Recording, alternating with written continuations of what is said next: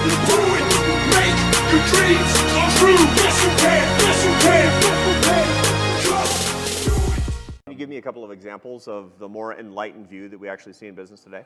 Yeah, there's a few. A smaller number in public companies, but Bob Chapman, who's sitting right here, he's talking tomorrow, right? He's talking tomorrow. Bob Chapman runs a company called Barry Waymiller. It's about a $2 or $3 billion business, about 8,000 employees. Good old-fashioned American manufacturing.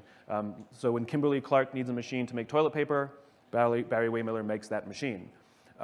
If you ask Bob, what does the company do, he won't tell you we're in manufacturing. He'll tell you that we're building extraordinary people to do extraordinary things. And if you ask Bob, how does he know he's successful, he'll say, we measure success by the way we touch the lives of people. And he firmly believes these things. And I've written about Bob in Leaders Eat Last. It's how I came to know him, about somebody who truly understands that business is a people thing. And I'll give you one example of how he's different.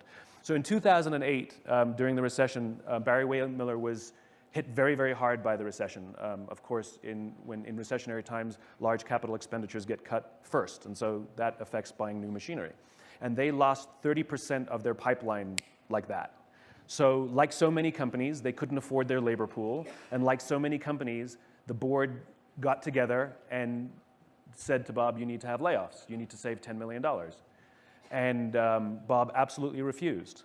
And instead what they did is they implemented a furlough program where every employee had to take 4 weeks of unpaid vacation. They didn't have to take it consecutively, and they could take it whenever they wanted. Everybody from secretary to CEO.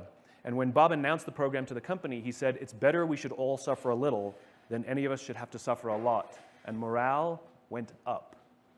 And what happens in well-led organizations is when leadership demonstrates a care for us as human beings, the biological reaction to those conditions is we actually start caring for each other much more.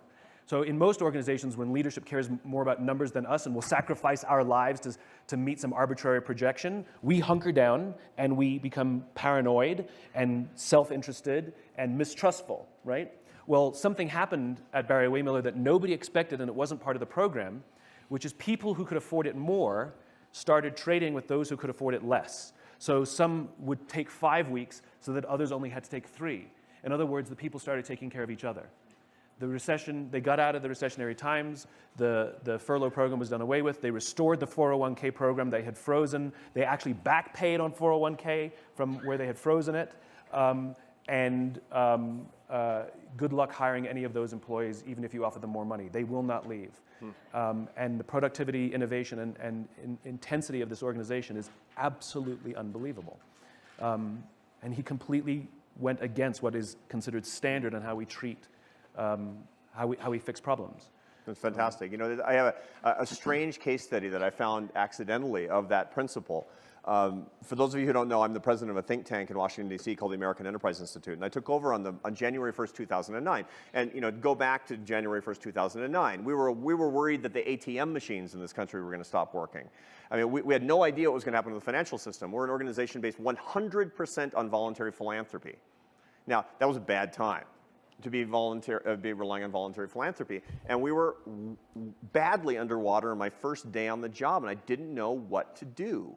Now, I'd taught business at the university for a long time, and I thought about this principle.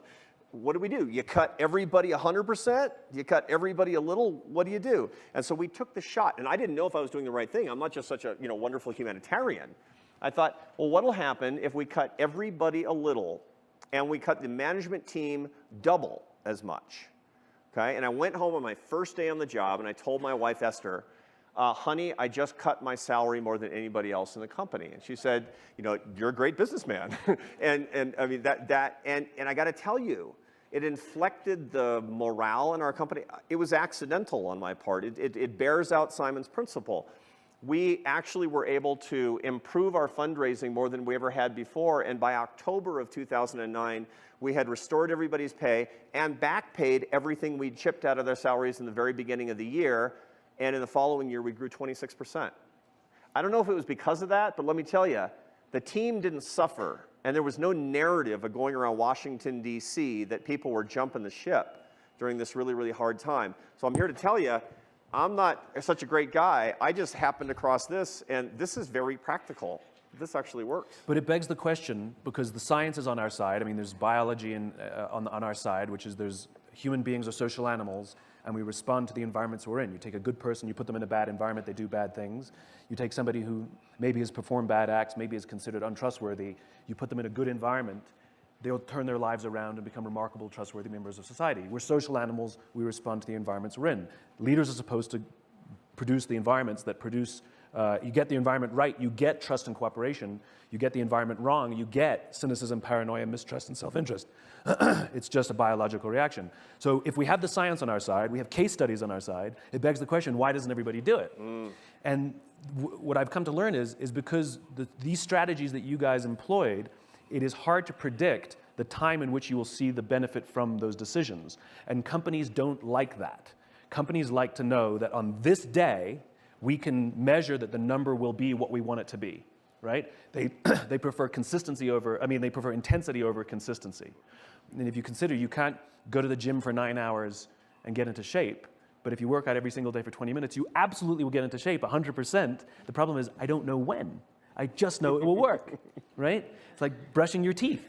And businesses prefer intensity because they want to demonstrate X savings on X day and have that very easily measured. The strategies that you guys employed, we don't know when you'll see the fruits. We just know it'll work. And that's uncomfortable for a lot of organizations.